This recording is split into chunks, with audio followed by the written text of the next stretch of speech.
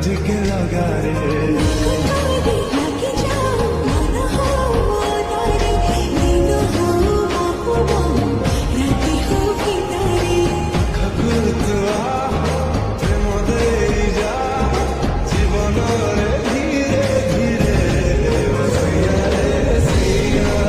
ଦିଆଯାଇଥିବା ଲିଙ୍କରେ କ୍ଲିକ୍ କରନ୍ତୁ ଏବଂ ତାପରେ ଭିଡ଼ିଓରେ ଦିଆଯାଇଥିବା ଲିଙ୍କରେ ଏଲାଇଟ୍ ମୋସନ୍ର ତାକୁ ଡାଉନଲୋଡ଼୍ କରି ନିଜ ଫୋନରେ ଏଡ଼ିଟ୍ କରିପାରିବେ ଏବଂ ସେଥିରେ ଦିଆଯାଇଥିବା ଭିଡ଼ିଓର ଡେସ୍କ୍ରିପସନ୍ରେ ପ୍ରିସେଟ୍ ଲିଙ୍କ ତାକୁ ଇମ୍ପୋର୍ଟ କରିନିଅନ୍ତୁ।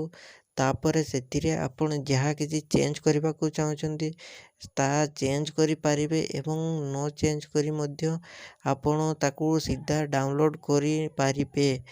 ଯଦି ଭିଡ଼ିଓଟି ଭଲ ଲାଗିଥାଏ ଚ୍ୟାନେଲଟିକୁ ସବସ୍କ୍ରାଇବ୍ ଆଣ୍ଡ ଭିଡ଼ିଓଟିକୁ ଲାଇକ୍ କରିନିଅନ୍ତୁ।